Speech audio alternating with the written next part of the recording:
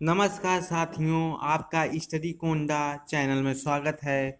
आज की क्लास में हम एंशियन हिस्ट्री के इम्पॉर्टेंट क्वेश्चन प्रैक्टिस करेंगे जो गुप्त वंश से संबंधित होंगे, जो हर एक कम्पिटिटिव एग्जाम के पॉइंट ऑफ व्यू से इम्पॉर्टेंट हैं।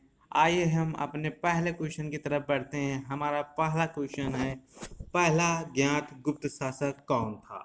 हमारे ऑप्शन है Srigupta, Ghatotkacha, option B Chandragupta, option D Kumaragupta प्रथम।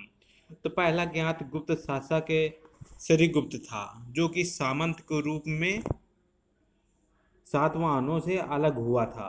श्रीगुप्त कभी भी अपने आप को राजा घोषित नहीं किया था। नेक्स्ट क्वेश्चन फ्रेंड्स, हमारा अगला प्रश्न है, गुप्त राजवंश किस लिए प्रसिद्ध था? हमारे ऑप्शन है कला एवं स्थापत्य के लिए, साम्राज्यवाद के लिए, या ऑप्शन सी राजस्व एवं सुधार भूमि सुधार के लिए, ऑप्शन डी साहित्यिक कार्यों का संरक्षण के लिए। तो गुप्त राजवंश अपने कला और स्थापत्य के लिए बहुत ही अधिक प्रसिद्ध है। नेक्स्ट क्वेश्चन फ्रेंड्स, हमारा अगला प्रश्न है, गुप्त युग का प्रवर्तक किसे माना जाता है? अर्थात गुप्त युग का प्रवर्तक कौन था? हमारे ऑप्शन है घटोत्कच, श्रीगुप्त, चंद्रगुप्त या समुद्रगुप्त। तो गुप्त युग का प्रवर्तक चंद्रगुप्त प्रथम को माना जाता है। इन्हें ही वास्तविक संस्थापक के रूप में माना जाता है, क्योंकि इन्होंने ही स्वयं को राजा घोषित किया था। नेक्स्ट क्वेश्चन फ्रेंड्स, हमारा अगला प्रश्न है, महरौली में जंग रहित लौह स्तंभ किसने स्थापित किया?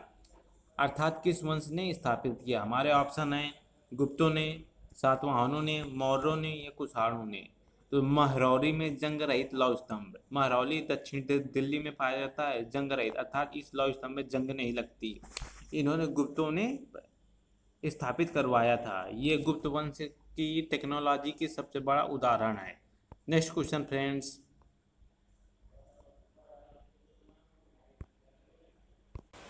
हमारा अगला प्रश्न है, गुप्त राजा जिसने विक्रमादित्य की पदवी ग्रहण की थी वह है? हमारे ऑप्शन है स्कंदगुप्त, समुद्रगुप्त, चंद्रगुप्त सेकंड या कुमारगुप्त। तो चंद्रगुप्त सेकंड ने विक्रमादित्य की पदवी ग्रहण की थी। चंद्रगुप्त सेकंड ने ही संपूर्णतः शकों का अंत किया था। नेक्स्ट क्वेश्चन फ्रेंड्स, हमारा अगला प्रश्न है, गुप्त वंश का वह कौन राजा था जिसने हूणों को भारत पर आक्रमण करने से रोका? हमारे ऑप्शन है कुमारगुप्त, समुद्रगुप्त, स्कंदगुप्त या चंद्रगुप्त। तो इनमें से स्कंदगुप्त ने हूणों को भारत पर आक्रमण करने से रोका था। हूण चीन के रहने वाले बर्बर जातियां थीं। स्कंदगुप्त ने इनको हराया था। नेक्स्ट क्वेश्चन फ्रेंड्स, हमारा अगला प्रश्न है, गुप्त काल के चांदी के सिक्कों को कहते थे?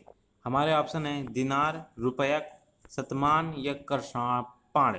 तो इसका राइट ऑप्शन हो जाएगा ऑप्शन नंबर बी, रुपयक। गुप्त काल के चांदी के सिक्कों को हम रुपयक कहते थे। नेक्स्ट क्वेश्चन फ्रेंड्स, हमारा अगला प्रश्न है, हरिशेन निम्नलिखित राजाओं में से किसका राज कवि था? हरिशेन मीन्स हरिसेन। इसका ऑप्शन हमारे अशोक, समुद्रगुप्त, चंद्रगुप्त या हर्षवर्धन। तो समुद्रगुप्त का राजकवि हरिसेन था। इसी ने ही इलाहाबाद में अर्थात प्रयागराज में प्रयाग प्रशिष्ट नामक अभिलेख का निर्माण करवाया था। समुद्रगुप्त को हम भारत का नेपोलियन भी कहते हैं। इसे कविराज भी कहा जाता है। नेक्स्ट क्वेश्चन फ्रेंड, हमारा अगला प्रश्न है, लिच्छविनी दाहोदे किसे कहा जाता है? लिच्छवी दाहोदर किसे कहा जाता है? हमारे ऑप्शन है चंद्रगुप्त को, स्कंदगुप्त को, कुमारगुप्त को या समुद्रगुप्त को। तो लिच्छविनी दाहोद हम समुद्रगुप्त को कहते हैं। समुद्रगुप्त लिच्छवी नरेश की पुत्री कुमार देवी का पुत्र था। इनके पिता का नाम चंद्रगुप्त प्रथम था।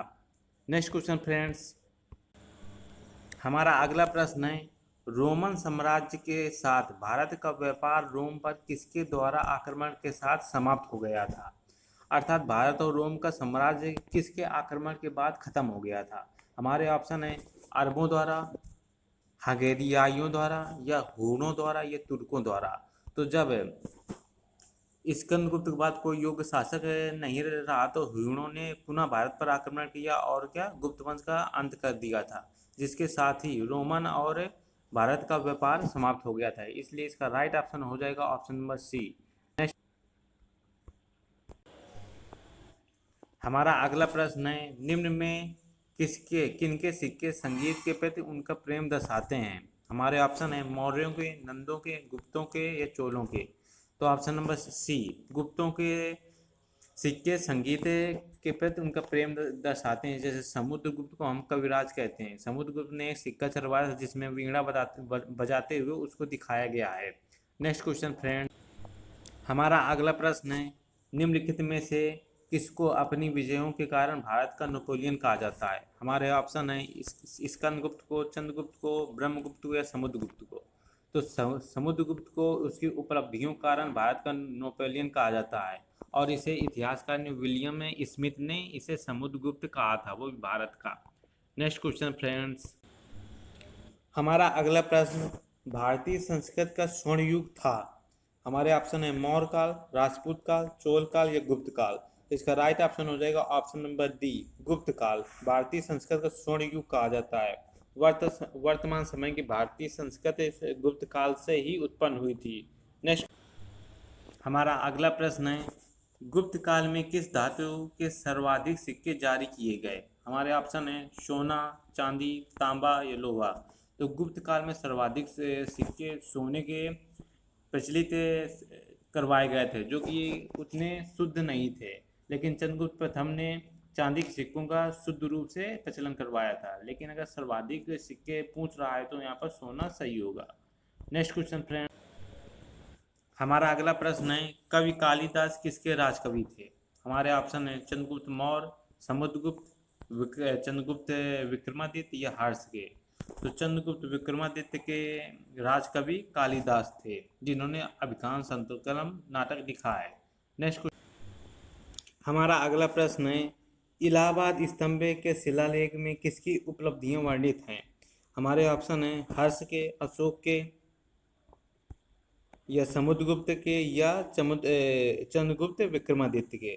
तो इलाहाबाद स्तंभ या अर्थात प्रयाग प्रशस्त नामक शिलालेख में समुद्रगुप्त की इस उपलब्धियां का वर्णन है, जिसको हरिसेन ने, जो कि इनके राजकवि थे, ने करवाया था। नेक्स्ट क्वेश्चन फ्रेंड्स, हमारा अगला और बहुत ही इम्पोर्टेंट क्वेश्चन, गुप्त शासन के दौरान निम्नलिखित में से ऐसा कौन व्यक्ति था जो एक महान खगोल वैज्ञानिक और गणितज्ञ था।